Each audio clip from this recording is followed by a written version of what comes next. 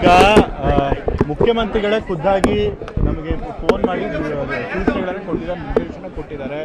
ಅವ್ರು ಹೇಳಿದ್ದಾರೆ ಎಲ್ಲ ಸರ್ಕಾರಿ ಮರ್ಯಾದೆಯೊಂದಿಗೆ ನಮ್ಮ ಜಾನಕಿಯವರ ಒಂದು ಅಂತ್ಯಕ್ರಿಯೆ ಆಗಬೇಕು ಅಂತ ಹೇಳಿ. ಸೊ ಹಾಗಾಗಿ ಇಷ್ಟೊತ್ತವರೆಗೂ ಅವ್ರ ಮನೆಯವರು ಮತ್ತು ನಮ್ಮ ಜಿಲ್ಲಾಡಳಿತ ಎಲ್ಲರ ಜೊತೆ ಕೂಡ ಮಾತನಾಡಿದ್ದೇವೆ.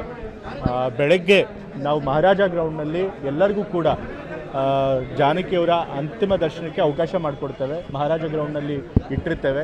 ಅಲ್ಲಿ ಅವ್ರನ್ನ ಅಂತಿಮ ದರ್ಶನ ತಗೋಕ್ಕೆ ಬಯಸುವಂಥ ಎಲ್ಲ ಅವರ ಅಭಿಮಾನಿಗಳು ಮತ್ತು ಫಿಲಮ್ ಇಂಡಸ್ಟ್ರಿಯವರು ಮತ್ತು ಅವ್ರ ಫ್ಯಾಮಿಲಿಯವರು, ಫ್ರೆಂಡ್ಸ್ ಅವರು ಎಲ್ಲರೂ ಕೂಡ ಬಂದು ಅಲ್ಲಿ ದರ್ಶನ ತೊಗೊಳ್ಬೇಕು.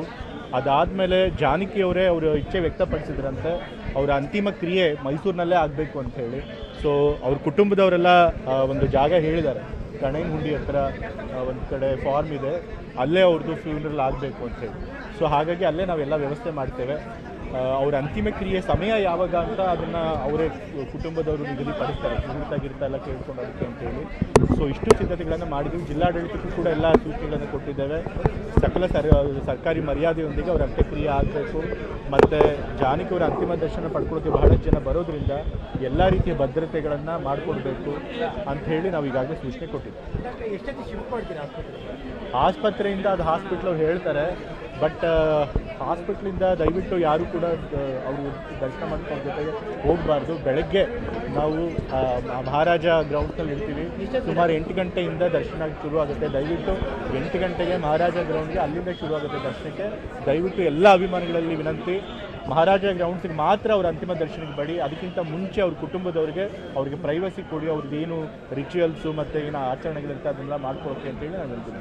ಈಗ ಮುಖ್ಯಮಂತ್ರಿಗಳೇ ಖುದ್ದಾಗಿ ನಮಗೆ ಫೋನ್ ಮಾಡಿ ಸೂಚನೆಗಳನ್ನು ಕೊಟ್ಟಿದ್ದಾರೆ, ನಿರ್ದೇಶನ ಕೊಟ್ಟಿದ್ದಾರೆ.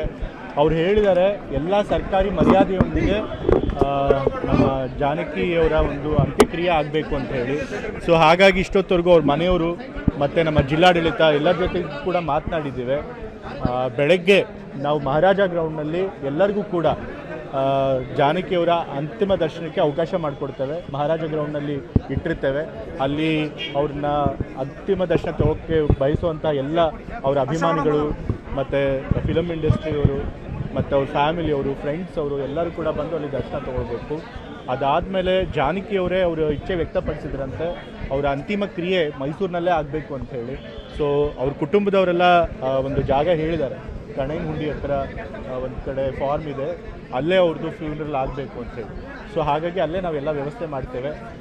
ಅವ್ರ ಅಂತಿಮ ಕ್ರಿಯೆ ಸಮಯ ಯಾವಾಗ ಅಂತ ಅದನ್ನು ಅವರೇ ಕುಟುಂಬದವರು ನಿಗದಿಪಡಿಸ್ತಾರೆ, ಗಿರ್ತ ಎಲ್ಲ ಕೇಳ್ಕೊಂಡು ಅದಕ್ಕೆ ಅಂತೇಳಿ. ಸೊ ಇಷ್ಟು ಸಿದ್ಧತೆಗಳನ್ನು ಮಾಡಿದ್ದೀವಿ. ಜಿಲ್ಲಾಡಳಿತಕ್ಕೂ ಕೂಡ ಎಲ್ಲ ಸೂಚನೆಗಳನ್ನು ಕೊಟ್ಟಿದ್ದೇವೆ. ಸಕಲ ಸರ್ಕಾರಿ ಮರ್ಯಾದೆಯೊಂದಿಗೆ ಅವರ ಅಂತ್ಯಕ್ರಿಯೆ ಆಗಬೇಕು. ಮತ್ತು ಜಾನಕಿಯವರ ಅಂತಿಮ ದರ್ಶನ ಪಡ್ಕೊಳ್ಳೋಕ್ಕೆ ಬಹಳಷ್ಟು ಜನ ಬರೋದ್ರಿಂದ ಎಲ್ಲ ರೀತಿಯ ಭದ್ರತೆಗಳನ್ನು ಮಾಡಿಕೊಡ್ಬೇಕು ಅಂಥೇಳಿ ನಾವು ಈಗಾಗಲೇ ಸೂಚನೆ ಕೊಟ್ಟಿದ್ದೀವಿ. ಆಸ್ಪತ್ರೆಯಿಂದ ಅದು ಹಾಸ್ಪಿಟ್ಲ್ ಅವ್ರು ಹೇಳ್ತಾರೆ, ಬಟ್ ಹಾಸ್ಪಿಟ್ಲಿಂದ ದಯವಿಟ್ಟು ಯಾರು ಕೂಡ ಅವರು ದರ್ಶನ ಮಾಡ್ಕೊಂಡು ಜೊತೆಗೆ ಹೋಗಬಾರ್ದು. ಬೆಳಗ್ಗೆ ನಾವು ಮಹಾರಾಜ ಗ್ರೌಂಡ್ನಲ್ಲಿ ಇರ್ತೀವಿ.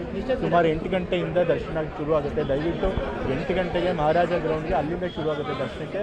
ದಯವಿಟ್ಟು ಎಲ್ಲ ಅಭಿಮಾನಿಗಳಲ್ಲಿ ವಿನಂತಿ, ಮಹಾರಾಜ ಗ್ರೌಂಡ್ಸಿಗೆ ಮಾತ್ರ ಅವ್ರ ಅಂತಿಮ ದರ್ಶನಕ್ಕೆ ಬಡಿ. ಅದಕ್ಕಿಂತ ಮುಂಚೆ ಅವ್ರ ಕುಟುಂಬದವ್ರಿಗೆ ಅವ್ರಿಗೆ ಪ್ರೈವಸಿ ಕೊಡಿ. ಅವ್ರದ್ದು ಏನು ರಿಚುವಲ್ಸು ಮತ್ತು ಏನು ಆಚರಣೆಗಳಿರುತ್ತೆ ಅದನ್ನೆಲ್ಲ ಮಾಡ್ಕೊಳಕ್ಕೆ ಅಂತೇಳಿ ನಾನು ಹೇಳ್ತೀನಿ.